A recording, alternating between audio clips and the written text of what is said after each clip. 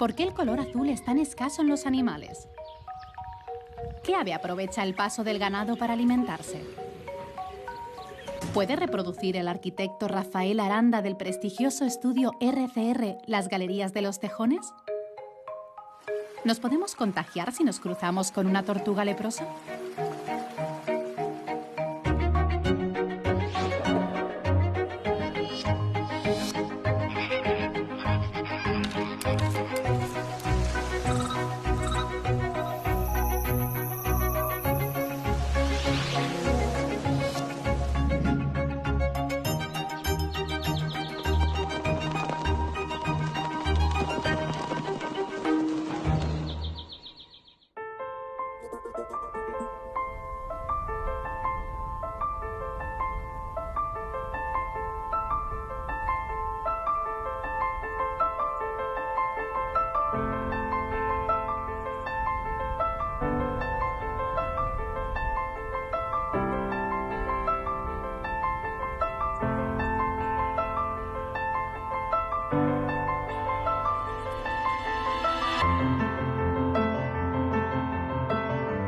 Las zonas húmedas del sur de Córdoba son un pequeño tesoro. Se esconden entre viñedos y olivares trabajados por la mano del hombre, y juncos y tarayales que emergen de forma natural.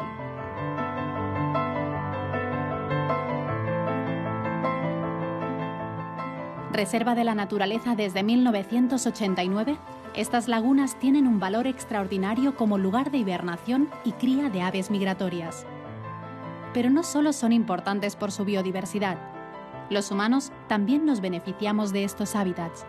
Suministran agua dulce, proporcionan alimento y mitigan el cambio climático.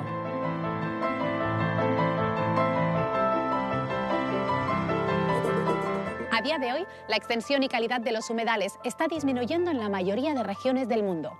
Desde el año 1900, su superficie se ha reducido un 64%. Para garantizar la protección, en 1971 se firmó el Convenio Ramsar, que han suscrito ya 168 países.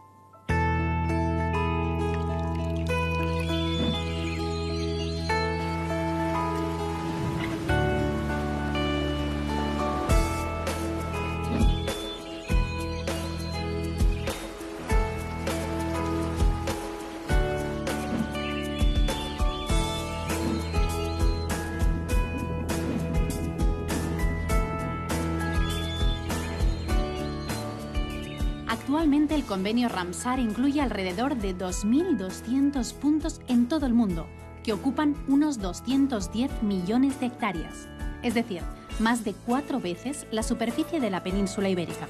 Las lagunas de Zóñar, Rincón y Amarga están en esta lista. Varias lagunas tienen aguas permanentes, otras, como la de Tíscar, se secan en verano. Las hay de agua dulce y también de agua salobre. Y todas son el hogar de muchas especies, con características que las hacen únicas.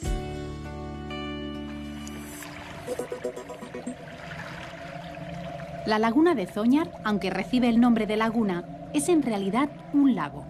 De hecho, es el único que existe en toda Andalucía.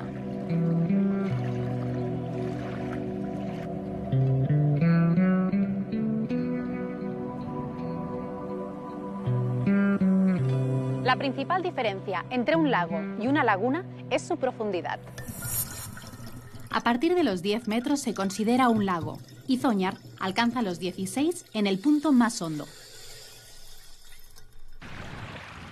Pero que sea un lago o una laguna no es una cuestión solo numérica.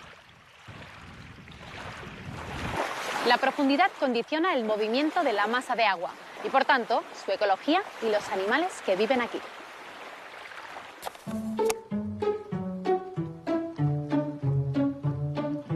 La cigüeñuela, el flamenco o la garza real son algunos de los habitantes habituales de Zóñar. Se alimentan de plantas subacuáticas, peces o invertebrados. Pero la especie más emblemática de estas lagunas es la malvasía cabeciblanca.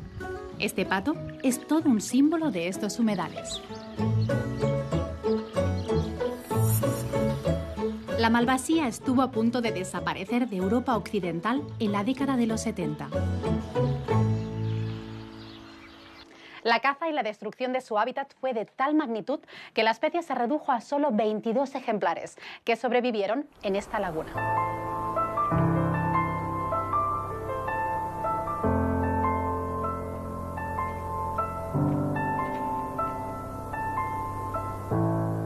Afortunadamente, gracias a un programa de conservación, se consiguió recuperar su población. Mientras nada, suele mantener su larga y afilada cola fuera del agua. Pero para alimentarse, se sumerge completamente. Es muy buena buceadora y puede estar 1 minuto y medio a una profundidad de hasta 5 metros. Impresionante. La posición posterior de sus patas le permite tener estabilidad, pero esto, a la vez, le dificulta caminar en tierra firme. De ahí viene la expresión, andar como un pato mareado. La malvasía tiene otra peculiaridad. En el 97% de las especies de aves, los machos no tienen pene, pero este pato es una excepción. No solo tiene miembros, sino que además es uno de los más largos del reino animal. El de la malvasía argentina, una especie hermana de la cabeciblanca, puede llegar a los 40 centímetros. Así que uno de los penes más largos de los vertebrados lo tiene un pato.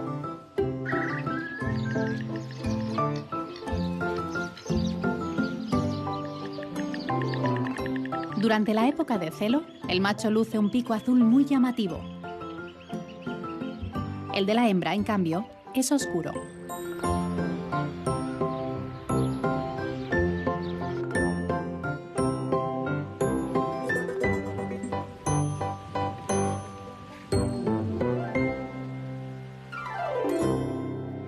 Una de las amenazas que se cierne sobre la malvasía ya no es la caza como en tiempos pasados, sino el cruce con otra especie, la malvasía canela. Es originaria de Norteamérica. La reproducción entre ambas provoca una pérdida de diversidad genética que a la larga podría comprometer la supervivencia de la especie.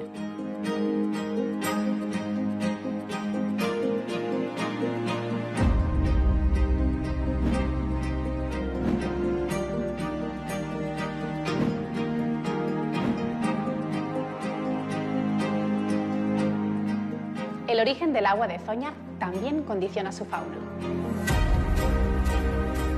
Es una laguna endorreica, es decir, su cuenca no conecta con ninguna otra masa de agua.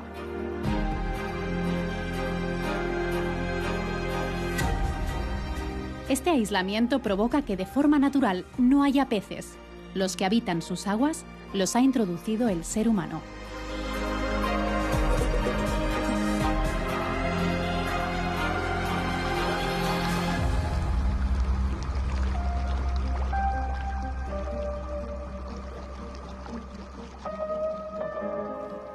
La laguna amarga es otra de las masas de agua permanentes. Se llama así por el sabor ligeramente amargo de sus aguas. Antiguamente se les atribuían poderes curativos y era frecuente que personas con problemas en la piel viniesen de muy lejos a bañarse. El sulfato de magnesio disuelto en sus aguas era el responsable de la supuesta curación. Ahora, quien chapotea aquí es el calamón común, también conocido como gallo azul. España acoge el 90% de la población total de esta especie en Europa. El calamón es de origen tropical y subtropical, por eso no se aventura demasiado a volar más al norte.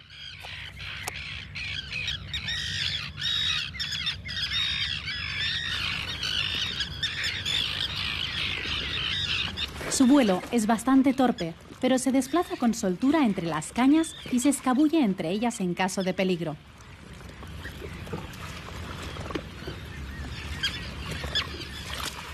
Sus patas son muy largas y los extensos dedos le permiten caminar sin hundirse.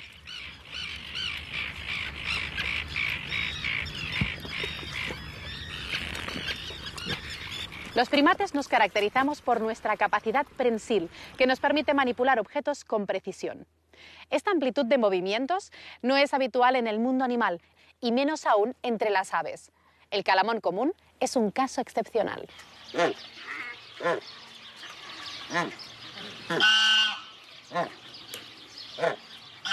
Sus largos dedos le permiten desplazarse fácilmente por la vegetación flotante y mantener el equilibrio. Además, los utiliza con habilidad para sujetar los tallos largos de carrizo y acercárselos al pico.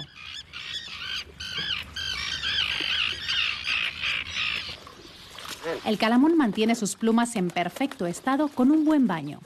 Algunos estudios científicos sugieren que los pájaros con las plumas limpias maniobran mejor en el aire. Si es así, este ejemplar debe de ser todo un acróbata aéreo.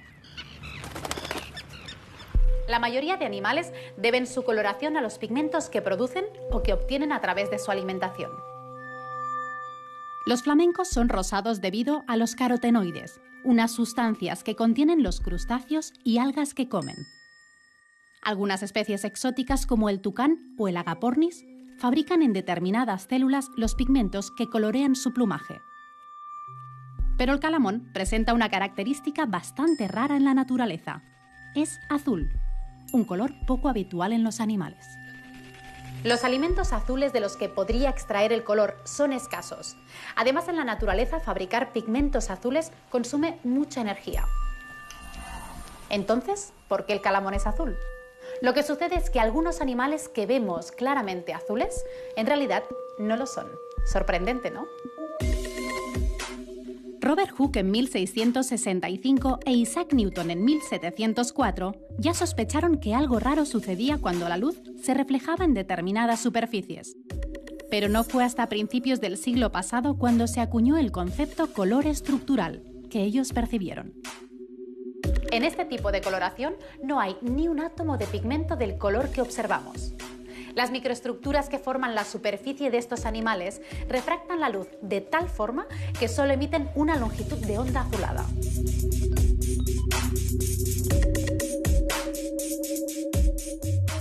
Aunque parezca increíble, no tienen pigmentos azules.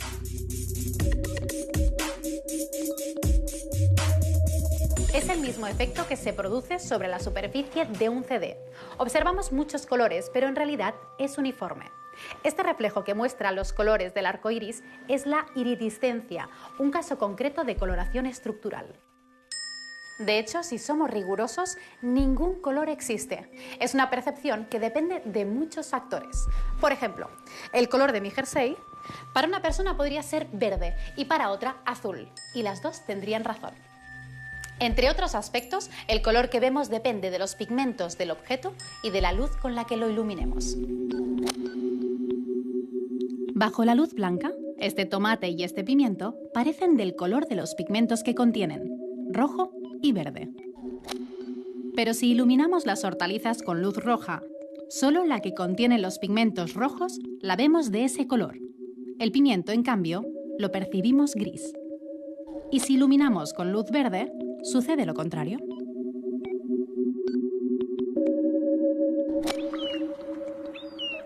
En la Laguna Amarga no solo vive el azulado calamón. En sus aguas encontramos un reptil al que aparentemente no le importa la concentración de sales que contiene, el galápago leproso.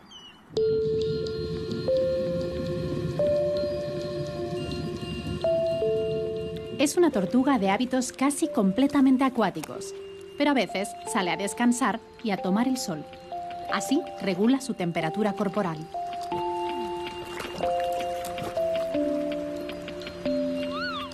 Durante los periodos inactivos del verano, se entierra en el fango de las zonas menos profundas.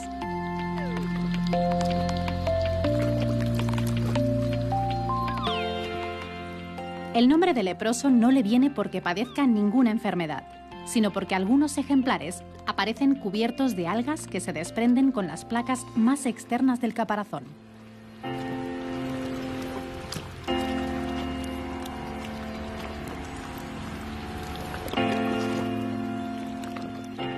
Cuando se siente amenazado, segrega un líquido pestilente acompañado de heces y orina, lo que quizás no haya contribuido a mejorar su fama.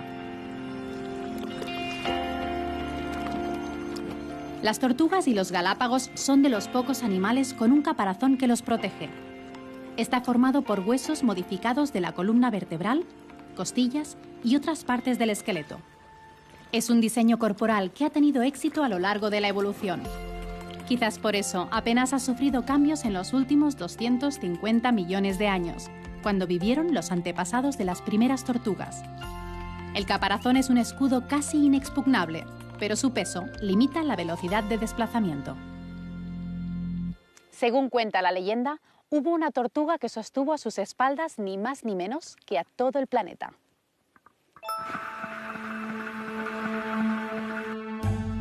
Hace muchos años existió una gigantesca tortuga. Sobre su caparazón, 4 elefantes de alabastro sostenían el mundo, que por aquel entonces era plano. Con su lento caminar, la tortuga originaba la noche y el día. También el cambio de estaciones. Su actividad marcaba el ciclo de la vida en el planeta. Pero con el tiempo, la tortuga envejeció y ralentizó su paso.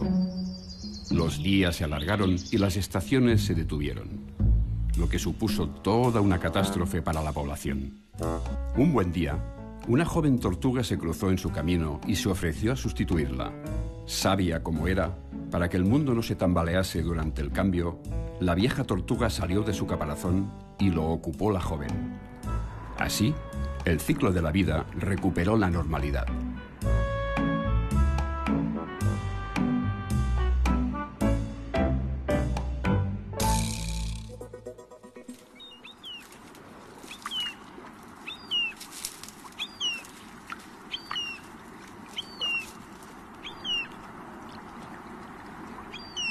En las lagunas permanentes de esta zona se reproduce un animal muy escurridizo.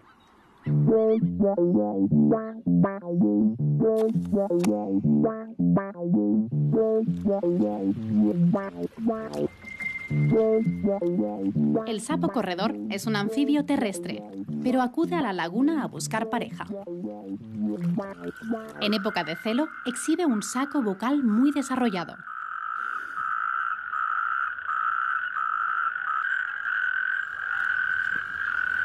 De esa guisa, no habrá hembra que se le resista. En tierra utiliza una curiosa estratagema para evitar a sus depredadores, como el cárabo o el tejón. Sus glándulas parótidas producen un líquido tóxico y pegajoso que irrita las mucosas de quien intenta comérselo. Pero además, se hincha ante el peligro porque así aparenta ser más grande y más difícil de digerir. En el imaginario colectivo, los sapos y las ranas se desplazan dando brincos cuando quieren escapar, pero el corredor, en cambio, hace honor a su nombre. No es que no quiera saltar, sino que no puede. Tiene unas patas muy fuertes, pero cortas. Gracias a su potencia, puede realizar rápidas carreras. Aunque los humedales atraen principalmente a aves y anfibios, la riqueza de la zona también seduce a algunos mamíferos, como el tejón, la jineta o el zorro.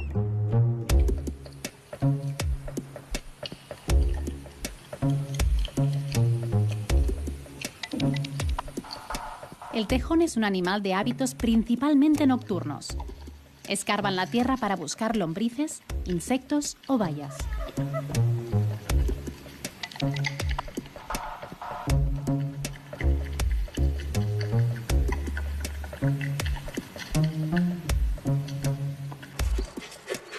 Durante el día, se esconde en su guarida con el resto de la familia. Las tejoneras son estructuras extremadamente complejas, con aberturas para la ventilación, cámaras a modo de letrinas y otras que usan como dormitorio. A finales del siglo pasado, en Inglaterra se encontró una tejonera con casi 900 metros de túneles, 178 entradas y más de 50 compartimentos. Se estima que distintas generaciones de tejones removieron más de 70 toneladas de tierra para su construcción, una verdadera obra arquitectónica.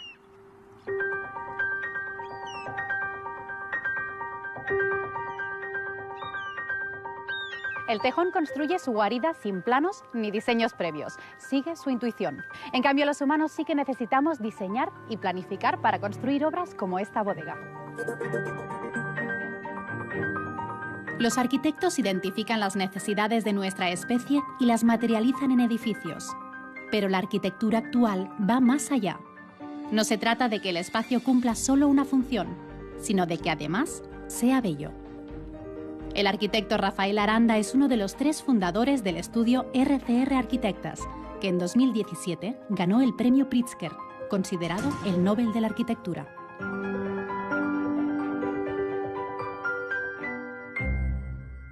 Rafael, ¿qué ha supuesto para vosotros ganar un premio tan prestigioso como el Pritzker de Arquitectura? Bueno, nosotros decimos que hay un antes y un después, ¿no?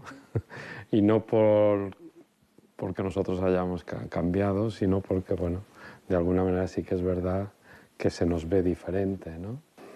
Es un premio que tiene una consideración importante y era un sueño que nosotros ni nos atrevíamos a tener, pero mira, hemos estado en este lugar, en este momento y, bueno, y esperamos estar a la altura de lo que significa este premio, ¿no? Esta bodega donde nos encontramos recuerda un poco a una tejonera. Hace el siglo pasado en Inglaterra se describió una con 178 entradas y más de 50 habitaciones. ¿Habéis superado al tejón? No, ni mucho menos. Esto es una bodega pequeña, es una bodega que se nos encargó ahora como unos 12 años y para una producción pequeñita. Y que, bueno, que en su momento pensamos que estaba bien hacer un lugar que tuviera este contacto con la tierra y que de alguna manera le diera el carácter al vino, ¿no? Como las tejoneras, cualquier obra, ya sea una vivienda, un edificio de oficinas o una bodega, debe ser sobre todo funcional. ¿Cómo de difícil es la combinación entre belleza y funcionalidad?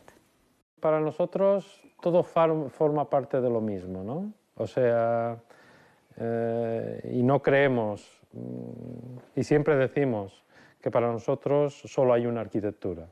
La firmeza, la utilidad y la belleza. O sea, son los 3 conceptos. Y esto es arquitectura. ¿En alguna ocasión os habéis inspirado en una construcción de un animal para realizar una obra?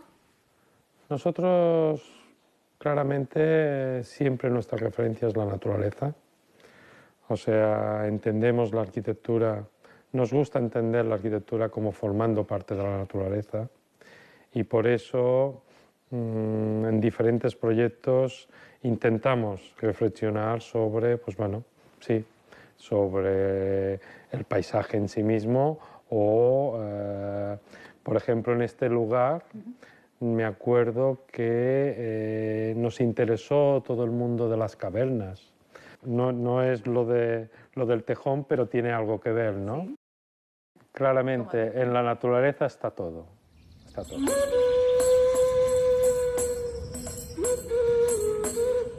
Otros arquitectos participaron en la construcción de esta villa romana, de más de 1700 años.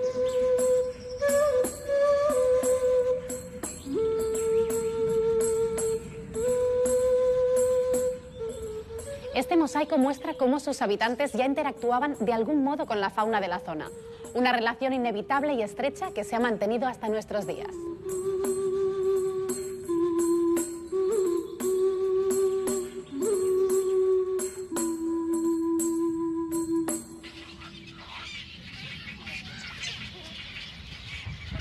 El ser humano ha perseguido algunas especies, como a la malvasía o al tejón. Otros animales, por el contrario, han aprendido a utilizar la presencia humana en su beneficio. La garcilla bueyera saca partido de las labores de campo para alimentarse. Ha aprendido que el ganado levanta insectos al caminar, así que le facilitan el trabajo a la hora de buscar un buen manjar. Existe la falsa creencia de que estas aves se alimentan de los parásitos y por eso también se las llama garrapateras. A los campesinos les gusta ver garcillas bueyeras en los campos porque saben que acaban con las plagas de saltamontes que pueden dañar los cultivos. Los embalses, como los cultivos, son producto de la acción humana, pero pueden convertirse en el hogar de fauna salvaje. Por ejemplo, en el embalse de Cordovilla encontramos al somormujo labanco. Los somormujos son aves exclusivamente acuáticas. No vuelan demasiado bien, pero sí son buceadores extraordinarios.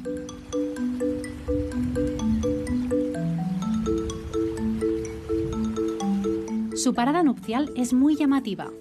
Las parejas se contonean mientras nadan.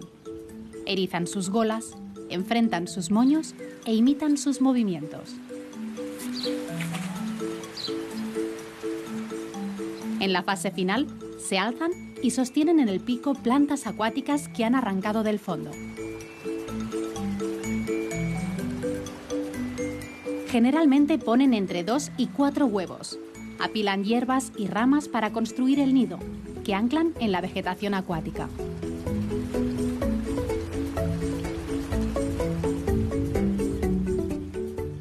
Los pequeños somormujos abandonan el nido al poco tiempo de nacer y se suben al lomo de los padres para refugiarse y desplazarse.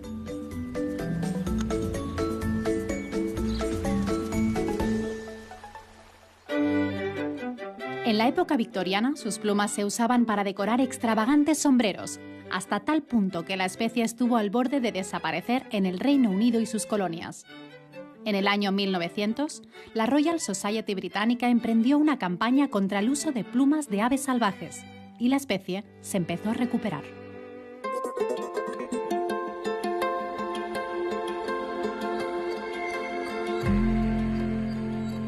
Este yacimiento arqueológico evidencia que los humanos ya contemplaron el paraje de las lagunas hace 300.000 años. Sus habitantes probablemente convivieron en equilibrio con el resto de especies animales.